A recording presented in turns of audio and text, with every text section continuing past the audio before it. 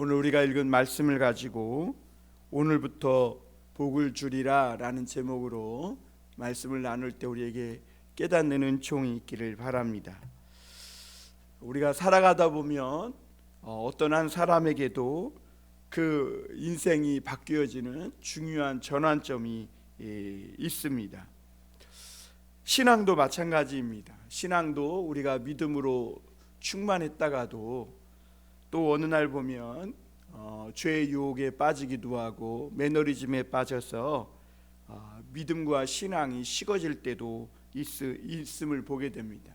그런데 어느 한순간 어느 한 시점으로 인해 어느 한 사건이 일어나면서 우리 안에 다시 마음이 뜨거워지고 하나님 앞에 기도하게 되고 부흥의 불이 붙으면서 그날 이후로 놀라운 축복을 경험하게 되는 것을 보게 됩니다.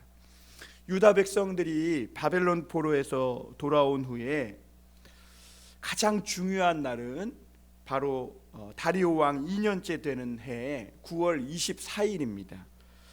왜 이 날이 이렇게 중요하냐? 유다 백성들이 이 날에 하나님의 큰 축복을 받았기 때문입니다. 바벨론에서 돌아온 후 다리오 왕 2년 9월 24일 이날, 그때 하나님의 놀라운 축복이 유다 백성에게 임했다고 오늘 말씀하고 있습니다. 그동안 유다는 바벨론에서 돌아와서 열심히 농사를 지었지만 이상하게 복을 받지 못했습니다. 뭐가 좀 열심히 일해서 농사가 되는 것 같다가도 깐북이나 재앙이나 어떤 이런 우박이 내려서 그들이 열심히 일해도 그들의 손에는 쥐어지는 것이 없었습니다. 그런데 바로 이날 그동안 그토록 고생하고 고난스러웠던 모든 삶이 축복으로 바뀌게 되는데, 바로 다리오 왕 2년 9월 24일이 무슨 날이냐? 이날은 성전에 이 지대를 놓은 날이었다고 학개 선지자는 말씀하고 있습니다. 여러분, 유다 백성들은 바벨론 포로에서 돌아온 후에 6월 달부터 시작해서 학개 선지자의 설교를 계속 듣기 시작했습니다. 그런데 학개 선지자의 설교가 포로에서 돌아온 후에 계속해서 고생만 하는 이 유다 백성들에 대한 그 위로의 말씀이었으면 좋지 않았겠는가 이렇게 생각할지 모르지만, 사실 고생만 하고 있는 유다 백성을 위로한 말씀이 아니라 오히려 도리어 보면 성전을 짓는 것을 그만두고 열심히 자기 생활과 자기 일에만 집착해서 살아가는 이 유다 백성에 대한 책망의 말씀이었음을 보게 됩니다.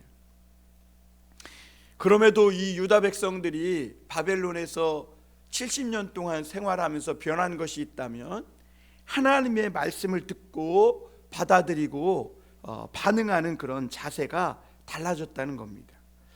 포로 생활 전에는 학개 선지자와 같은 이런 말씀을 들으면 막 대들고 선지자를 때리고 잡아다 가두고 심지어는 죽이기까지 돌로 치었던 것을 볼 수가 있습니다. 그런데 70년 동안 바벨론에서 고생한 후에 이 바벨론에서 예루살렘으로 돌아온 유다 백성들이 이제 이 선지자를 통해 주시는 하나님의 말씀을 받아들이는 태도가 달라졌고, 그리고 그 말씀을 듣기 시작하면서 그들의 삶에 적용하기 시작했음을 보게 됩니다. 그리고 나서 이 학개 선지자를 통해 하나님이 예루살렘 성전을 옛날 솔로몬 성전과 같이 화려하게 짓진 않더라도 다시 나무로 초라하게 이렇게 짓든지 간에 외부야 초라하고 보잘것없더라도 빨리 성전을 산에서 나무를 찍어다라도 건축해라, 이렇게 학개 선지자를 통해 계속해서 말씀을 주셨습니다. 그리고 그 말씀을 듣고 자기 삶도 지금 어려워 죽겠는데 유다 백성들은 그날 24일부터 성전 공사를 다시 시작합니다. 그러나 7월이 될 때까지도 이 성전 공사를 시작한 유다 백성들에게 아무런 역사도 축복도 그리고 하나님의 어떤 손바닥만한 구름, 어떤 구름과 같은 이런 징조조차도 나타나지 않았습니다. 그러다가 9월 24일이 되었을 때 하나님은 비로소 오늘부터 너희에게 복을 주시겠다고 오늘 말씀하고 있는 겁니다. 오늘 우리가 이 말씀을 통해 첫 번째로 생각해 볼 것은 하나님의 이 거룩함이 전염된다는 것입니다. 10절에서 12절 한번 보겠습니다. 다리오 왕 제2년 9째 달 24일에 여호와의 말씀이 선지자 학개에게 임하니라. 이르시되 만군의 여호와가 말하노니 너는 제사장에게 율법에 대하여 물어 이르기를 사람이 옷자락에 거룩한 고기를 쌌는데 그 옷자락이 만일 떡에나 국에나 포도주에나 기름에나 다른 음식물에 닿았으면 그것이 성물이 되겠느냐 하라. 학개가 물음에 제사장들이 대답하여 이르되 아니니라 하는지라. 하나님께서 유다 백성들에게 먼저 요구하신 것은 빨리 너희가 부정함을 씻고 거룩해져야 한다는 것입니다. 여러분, 유다 백성에게는 다른 민족에게는 없는 이 거룩이라는 이런 개념이, 의식이 있습니다. 이 거룩이라는 것은 두 가지 의미가 있는데, 첫 번째는 이 세상과 구별됐다는 거예요. 그러니까 세상과 나는 구별된 하나님의 사람이라는 그런 개념입니다. 그래서 하나님의 백성으로 나는 구별되어서 하나님께 예배드림으로 죄 용서받고 하나님의 축복을 받는 사람이라는 그런 의식이 이 유다 백성들에겐 있었던 것이죠. 그리고 거룩에 대한 또 다른 의미가 뭐냐면 하나님께 바쳐졌다는 의미예요. 그래서 하나님께 바쳐진 이 물건이나 사람은 절대로 다른 용도로 쓰일 수가 없어요. 예를 들면 레위인 같은 사람들은 하나님께 바쳐진 사람들, 그런 족속이었어요. 그래서 그 사람들은 세상에서 다른 일을 하지 못하고 오직 하나님의 성전에서 하나님께 예배드리는 일만 했습니다.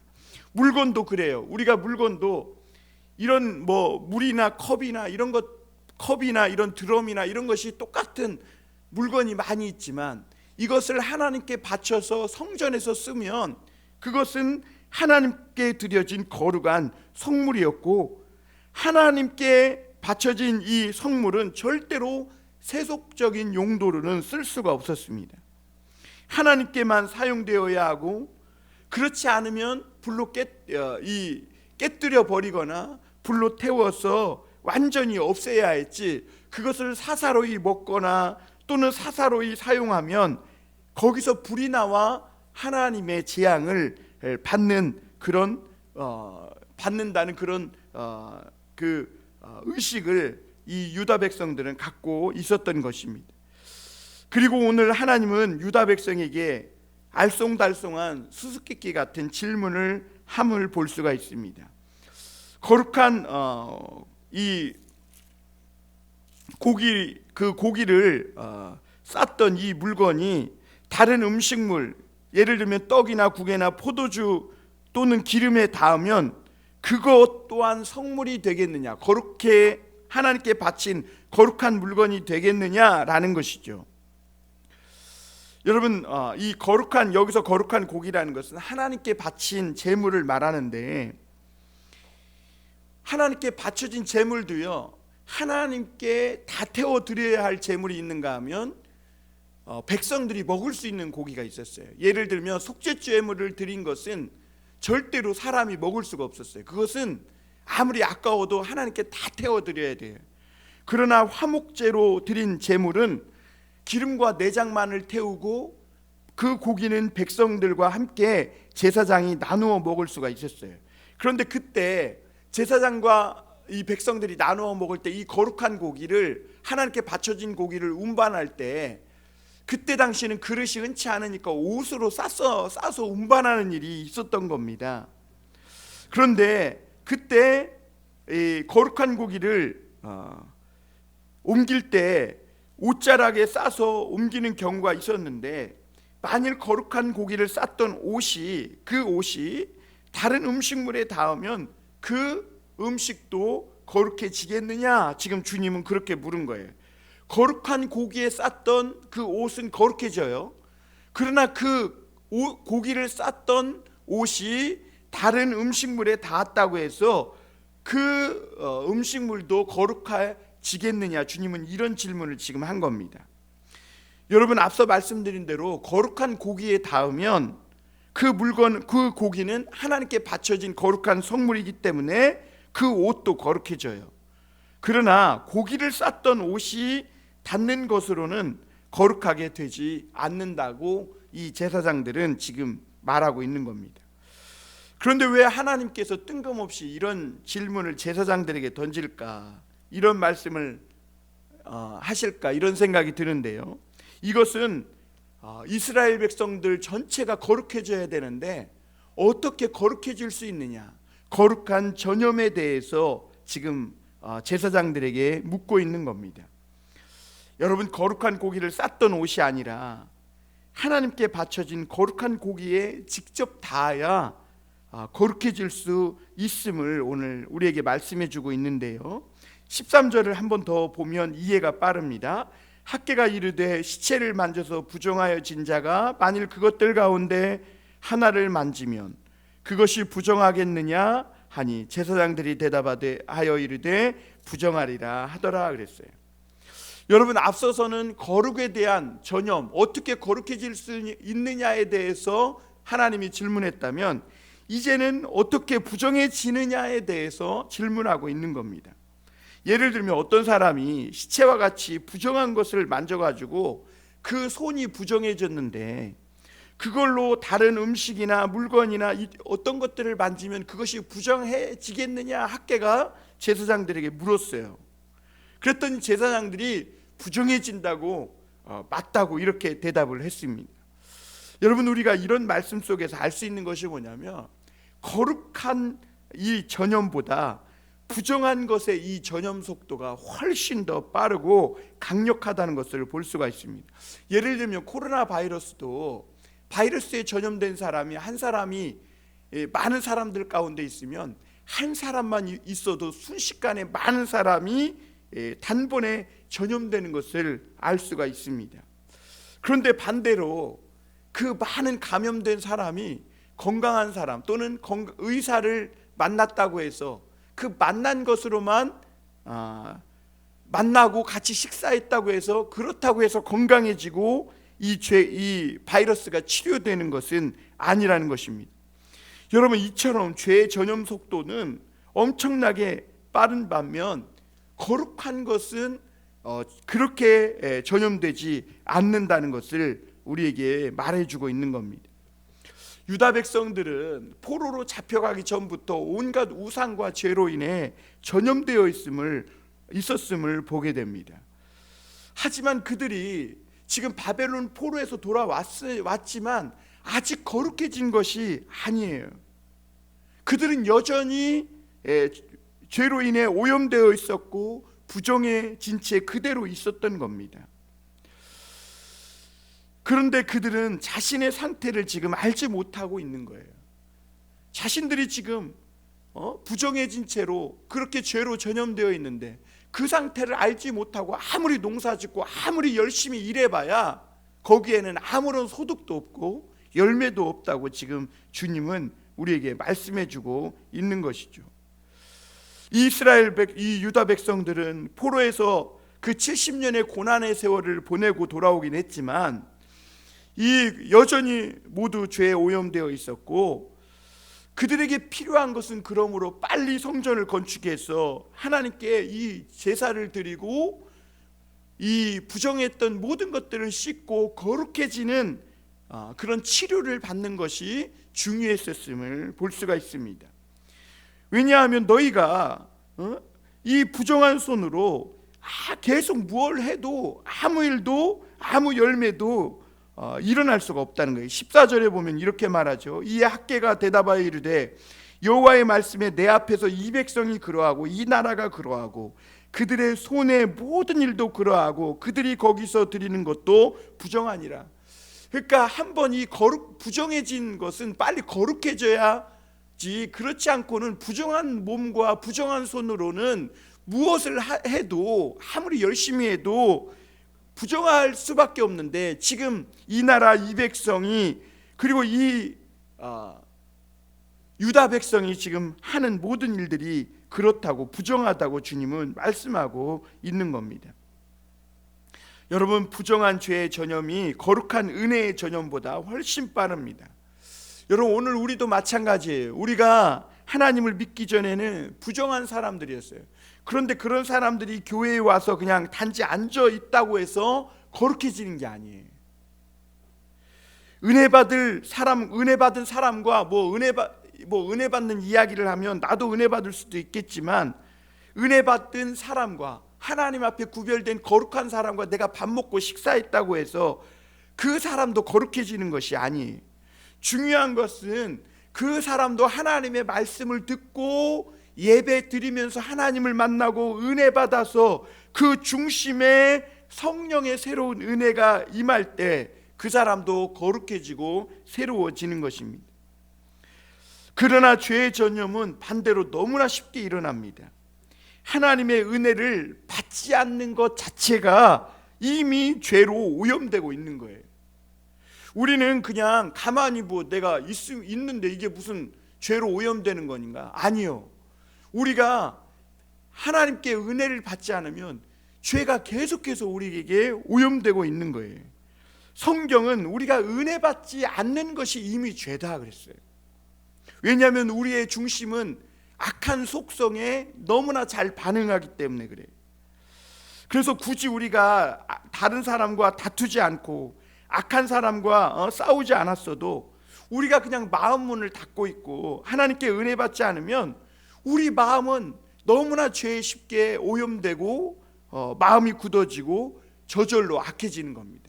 그래서 여러분, 우리가 우리의 마음을요 그냥 내버려 두면요 저절로 거기서 잡초가 나고 엉겅퀴가 나고 악해져서 굳어져서 딱딱해져서 거기에서 아무것도 이런 열매를 맺을 수 없게 됨을 보게 됩니다.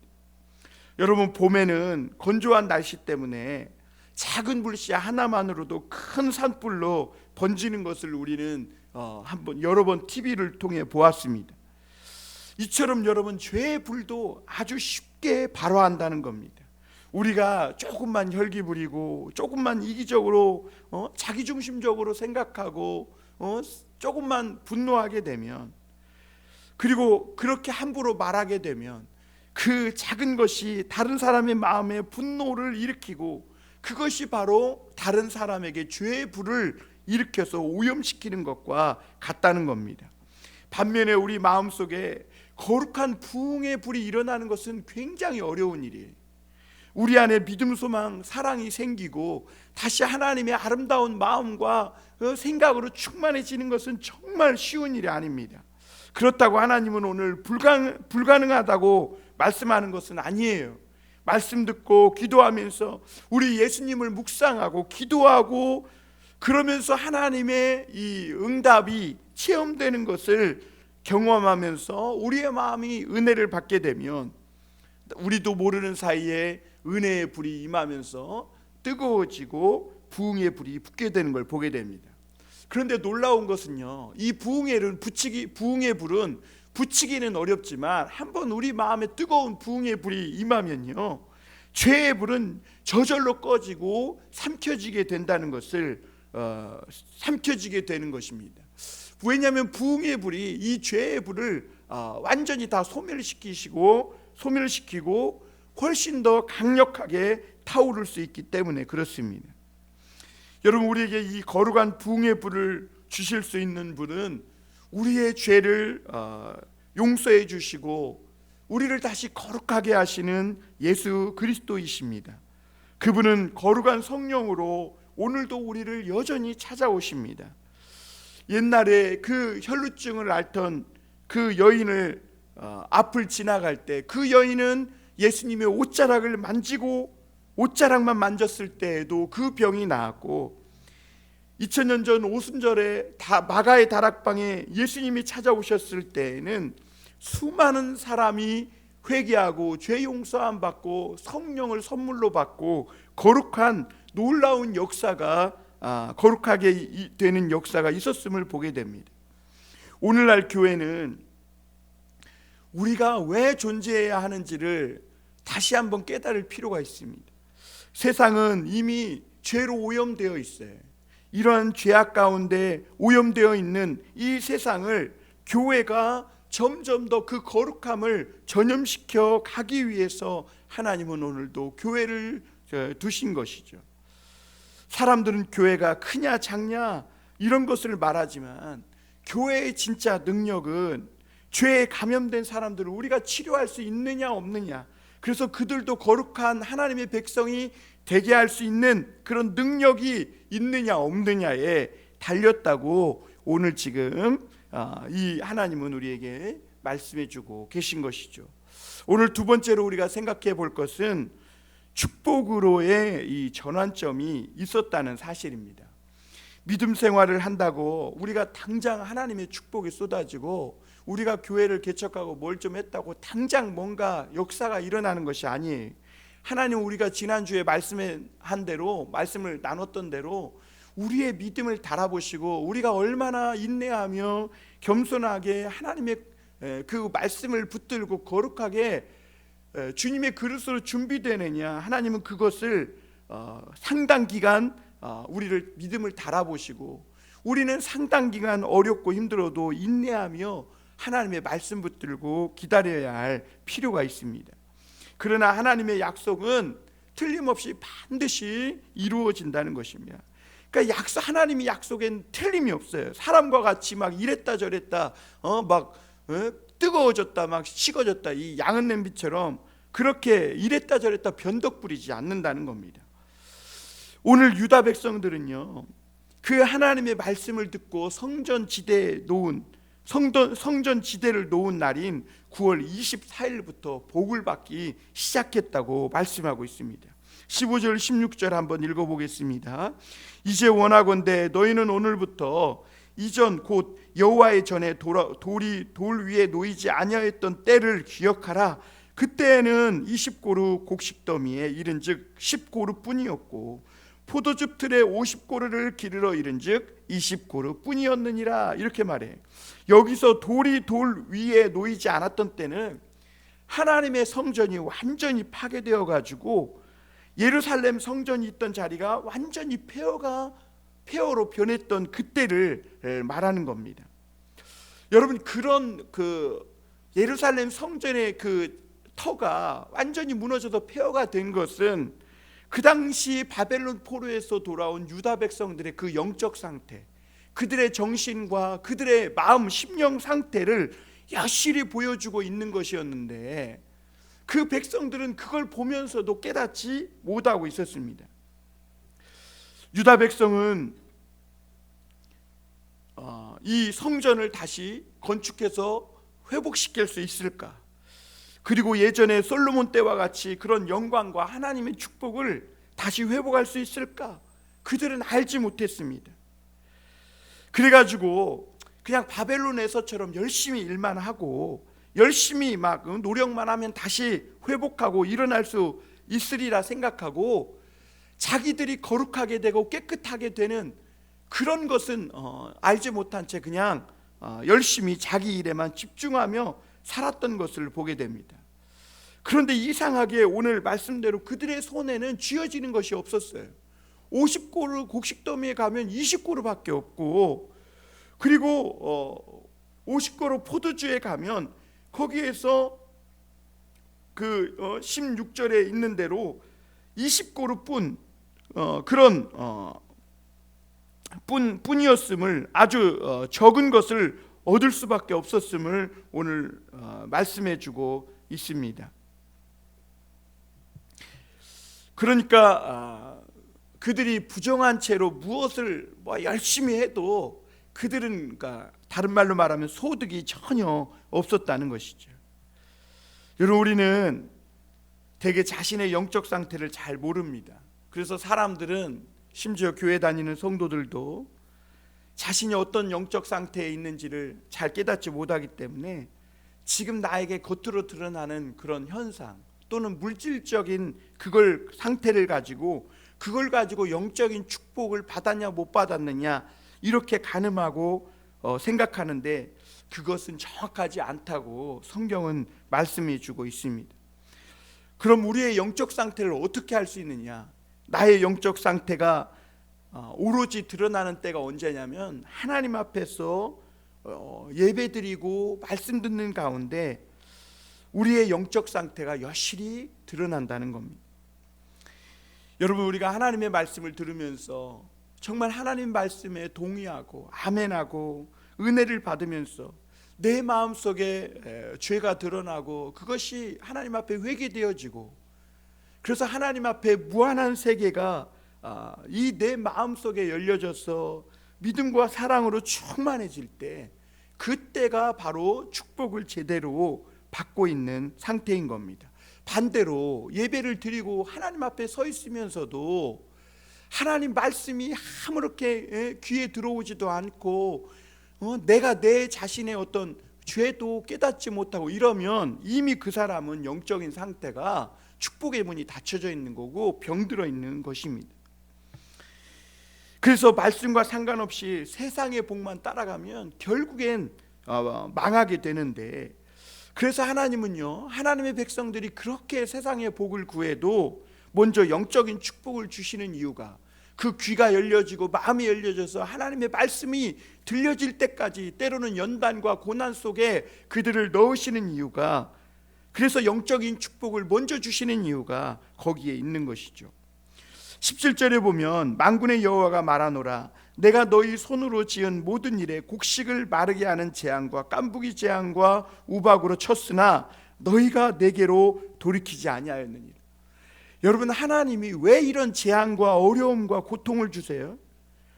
하나님께서 계속해서 너희가 내게로 돌이키게 하려고 하나님이 말씀하신 거라는 거예요. 여러분, 요즘 우리가 생각지도 못한, 예측하지도 못했던 큰 고난과 어려움을 당합니다. 그런데 여러분, 그것이 오히려 하나님의 큰 사랑이었다고 우리에게 말씀해 주고 있는 거예요. 그럼에도 사람이 얼마나 미련한지, 이렇게 하나님이 아무리 우리를 막 흔들고 깨우고 심지어 재난과 어려움으로 우리를 쳐도 전혀 깨닫지 못하고 끝까지 인간적인 방법을 포기하지 않고 잠들어 있는 것을 보게 됩니다.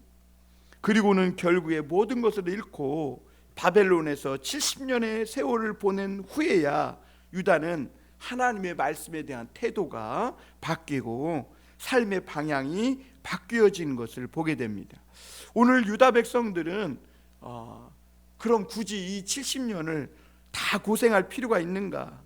사실 우리는요, 이렇게 고생할 필요가 없어요. 유다 백성처럼 바벨론에서 돌아와서 하나님이 이렇게 재앙과 깐부기와 어떤 우박으로 계속해서 그들을 치는데도 그들이 깨닫지 못하고 이렇게 몇 년 동안 허송세월 보낼 필요가 없다는 것이죠. 우리가 삐뚤어진 자존심과 고집을 버리기만 하면 70년을 벌 수가 있는 것입니다. 유다 백성들이 말씀을 들었을 때 이전처럼 고집 피우거나 자존심 부리지 않고 다시 마음을 바꿔서 3개월 동안이나 그 어려움을 참고 견뎌가면서 마침내 그 폐허가 된 그 예루살렘 성전의 터를 다 다시 고르고 성전 지대를 마침내 놓았을 때, 바로 그날 오늘부터 하나님이 이 유다 백성에게 복을 주시겠다고 약속해 주셨고, 바로 그날 오늘을 기억하라고 다리오 왕 2년 9월 24일 바로 오늘을 기억하라고 주님은 말씀하고 있는 겁니다. 한번 18절 19절 보겠습니다. 너희는 오늘 이전을 기억하라. 아홉째 달 24일 곧 여호와의 성전지대를 쌓던 날부터 기억하여 보라. 곡식 종자가 아직도 창고에 있느냐? 포도나무, 무화과나무, 석류나무, 감람나무의 열매가 맺지 못하였느니라. 그러나 오늘부터는 내가 너희에게 복을 주리라. 너희가 성전지대를 놓았던 9월 24일 이전을 한번 생각해 보라는 거예요. 너희에게 종자라도 있었느냐는 거예요. 여러분, 농부가 아무리 배고파도 종자를 먹지 않아요. 왜냐하면 종자를 먹어버리면 다음에 씨를 뿌려서 거둘 것이 없기 때문에 그래요. 그런데 너희가 이전에 생각해 보라. 먹을 종자도 씨를 심을 종자도 없지 않았느냐. 그리고 포도나무, 무화과나무, 석류나무, 감람나무가 있지만 많아요. 나무는 많아. 그러나 열매를 맺지 않아서 다 베어버릴 처지에 있었다는 것이죠. 그런데 이 유다 백성들이 그 어려움에도 불구하고 성전 지대를 놓은 그날부터 그들의 삶은 변하기 시작했습니다. 이상하게 그날부터 농사가 되기 시작합니다. 이른 비와 늦은 비도 적당히 내리기 시작하고 말랐던 하늘에 이슬도 내리기 시작합니다. 그리고 이상하게 깐부기와 우박과 재앙도 사라지고 그치기 시작해요. 햇볕은 적당히 내리면서 저절로 막 씨를 심지도 못했어요. 종자까지 먹어갖고 심지도 못했는데 이상하게 그 땅에서 곡식이 싹이 올라오더니 거기에서 열매가 맺히고, 그리고 베어버리기 직전이었던 이 감람나무, 석류나무, 포도나무 이런 열매에서, 무화과나무에서 열매가 맺히기 시작하는 겁니다. 그러니까 이것은 전적으로 하나님이 하시는 일이었고 하나님의 은혜였음을 보게 됩니다. 이 유다 백성들은 그냥 어려움 참고 힘들고 어렵지만 성전 지대를 놓는 것에 그것을 했을 뿐인데, 하나님은 그때부터 그들 삶을 바꿔주시고 하나님의 축복으로 전환시켜 주신 거예요. 그러니까 하나님이 말씀을 주시기를 오늘부터 너희에게 복을 주시겠다. 그리고 그 말씀대로 축복해 주신 겁니다. 여러분, 하나님은 아무것도 없는 데서 모든 것을 말씀으로 만들어내는 분이십니다. 하나님은 아론의 마른 막대기에서도 싹이 나고 꽃이 피어서 살구 열매가 맺히게 하신 것을 볼 수가 있습니다. 여러분, 이 세상의 것으로 우리가 복을 만들어내는 것이 아니에요. 여러분, 이 복은 인간이 세상 걸 가지고 만들어내는 게 아니에요. 절대로 인간이 복을 만들어낼 수가 없어요. 하나님 말씀에 순종하고 우리가 그 믿음으로 살면 불가능한 일들이 이루어지고 고난이 축복으로 전환되는 이 축복의 전환점, 축복의 날이 시작된다고 우리에게 가르쳐주고 있는 거예요. 오늘 우리가 어떻게 저주가 축복으로, 어떻게 고난이 하나님의 큰 은혜로 바뀌어질 수 있느냐. 오늘 우리가 하나님을 만나고 거룩해져서 다시 우리 삶에 이 하나님의 성전의 이 지대, 하나님을 향한 예배의 그 터를 놓는 그 순간, 그래서 말씀과 믿음으로 하나님을 만나고 거룩해져서 예배의 기초돌을 놓는 순간, 그때부터 하나님은 오늘부터 너에게 복을 주시겠다 말씀하고 계신 것입니다. 마지막으로 하나님은 세 번째로 세상을 뒤엎으시겠다고 말씀합니다. 하나님은 9월 24일 날 또 다른 말씀도 주십니다. 20절 22절을 보면요, 그달 24일에 여호와의 말씀이 다시 학개에게 임하니라. 이르시되 너는 유다 총독 스룹바벨에게 말하여 이르라. 내가 하늘과 땅을 진동시킬 것이요 여러 왕국의 보좌를 엎을 것이요 여러 나라의 세력을 멸할 것이요 그 병거들과 그 탄자를 엎드러뜨리리니 말과 그 탄자가 각각 그의 동료의 칼에 엎드러지리라. 이렇게 말씀했어요. 유다 백성이 다른 사람의 눈치나 또는 페르시아 이 왕의 그 왕을 두려워하지 않고 성전의 지대를 놓았을 때 하나님은 온 세상을 향한 계획을 보여주시고 알려주심을 보게 됩니다. 하나님이 이 유다 백성에게 보여주신 하나님의 뜻은, 계획은 세상에서 힘가진 자들을 다 뒤집어 엎으신다는 거예요. 그러니까 너희는 두려워하지 말라는 거예요. 하나님의 사람들에게 부흥이 일어나면 여러분, 사람 눈치 또 사람에 대한 두려움, 걱정, 염려 다 사라지는 것입니다. 사실 유다 백성이 이 성전의 기초를 다시 놓고 성전을 다시 건축하는 일들은 주변 나라나 페르시아 왕이 정말 좋아할 만하고 찬성할 일이 아니었어요.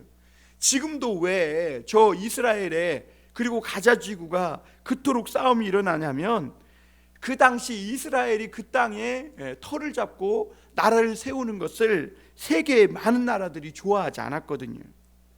그래서 오늘 이 유다 백성들이 성전 건축하는 일을 주변 나라나 사람들이 어떻게든지 반대하고 회방해서 그 성전을 못 짓게 하려고 방해했던 것을 보게 됩니다. 그럼에도 불구하고 이 유다 백성들이 하나님 앞에 그 모든 고통과 어려움과 반대를 이기고 성전 지대를 놓았을 때 그날부터 하나님이 복을 주리라 약속하시고 복을 주셨을 뿐만 아니라 앞으로 장차 세상을 뒤엎어서 하나님이 구원할 자를 구원하시고 멸하실 자를 멸하시고 심지어 그들을 지금 구속하고 있었던 페르시아 이 나라도 망하고 새로운 하나님의 세계가, 구원의 세계가 펼쳐질 것이라고 말씀해주고 있는 것이죠. 이 하나님의 말씀을 들은 유다 백성들이 어땠을까요? 두려움이 더욱더 사라졌을 겁니다. 염려가 사라졌을 겁니다.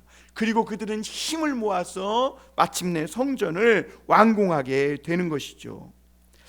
23절에 보면 만군의 여호와가 말하노라 스알디엘의 아들 내 종 스룹바벨아 여호와가 말하노라 그날에 내가 너를 세우고 너를 인장으로 삼으리니 이는 내가 너를 택하였음이니라 만군의 여호와의 말이니라 하시니라. 여러분, 온 세상이 전쟁으로 뒤집혀도 하나님의 백성들은 걱정하고 염려할 필요가 없고 안전하다고 하십니다. 왜냐하면 하나님께서 이 스룹바벨을 택하시고 이 스룹바벨을 다시 말하면 도장으로 삼겠다는 거예요. 이게 무슨 말이냐면 장차 하나님이 세상을 진동시키고 뒤집어 엎으실 것인데 그 일을 시작하도록 그 도장을 찍는 그 사람이 누구냐? 스룹바벨이라는 거예요. 스룹바벨은 하나님의 도장, 인과 같은 사람인데 하나님이 이 도장을 찍지 않고는 이런 일들을 행하시지 않겠다는 것이죠. 여러분, 오늘날도 마찬가지라는 겁니다. 오늘날 하나님께 선택받은 사람, 하나님의 거룩하게 구별된 이 사람들은 하나님의 도장과 인과 같은 사람들이에요. 이 사람들이 충성되게 하나님의 뜻을 일을 감당할 때에 하나님은 그런 사람들을 하나님의 도장, 인으로 쓰셔서 심판과 재앙이 일어나게도 하고 일어나지 않게도 하신다는 거예요. 마치 이 엘리야가 기도하면 하나님께서 3년 동안 기근으로 재앙을 내리기도 하고 이 엘리야가 우리와 성정이 똑같지만 기도하면 하나님이 비를 주시기도 한 것처럼 하나님은 이 엘리야를 도장, 인처럼 쓰신 것이죠. 그러듯이 하나님은 오늘 이 스룹바벨을 택하시고 그를 도장같이 인같이 사용하시겠다고 말씀하는 겁니다. 그래서 여러분, 사람들은 이 스룹바벨에게서 결점을 찾아내겠죠.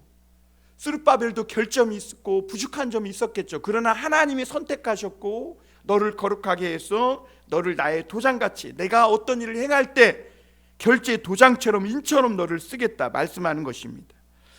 오늘날 우리도 마찬가지입니다. 사람들은 스룹바벨에게서 그렇게 한 것처럼 우리에게서도 오늘날 결점을 찾을 것입니다. 그러나 하나님은 오늘 저와 여러분들을 선택했고 거룩하게 세우셨다고 말씀합니다. 여러분, 우리가 이것을 믿어야 합니다. 그리고 나의 부족함, 나의 연약함, 그런 것 때문에 부끄러워하지 말고 오히려 이 부족함, 연약함 때문에 더 하나님을 의지하고 더 하나님 앞에 붙들려서 오늘 스룹바벨처럼 그렇게 하나님의 축복의 인으로 쓰임받기를 하나님은 원하시는 것이죠. 여러분, 하나님은 이 축복의 전환점이 바로 오늘이 되기를 원하시는 겁니다. 여러분, 오늘 우리가 힘들고 어려운 것이 많고 또 우리가 세상에 집착하고 해야 할 일들이 많지만 그러나 그 모든 회방과 어려움에도 불구하고 하나님의 말씀을 듣고 믿음으로 나아가 성전의 기초를 놓을 때 하나님은 그날이 바로 축복의 날의 전환점이 되는 그 시점으로 삼으시겠다는 겁니다. 오늘도 우리가 이 하나님의 말씀을 듣고 우리의 자존심, 우리의 고집 내려놓고 하나님 이 말씀대로 나아가 행함으로 바로 오늘이 축복의 그날로 바뀌어지는 저주가 축복이 되고 고난이 하나님의 큰 은혜의 날로 바뀌어지는 놀라운 역사가 있게 되기를 주님의 이름으로 축원합니다. 기도하겠습니다.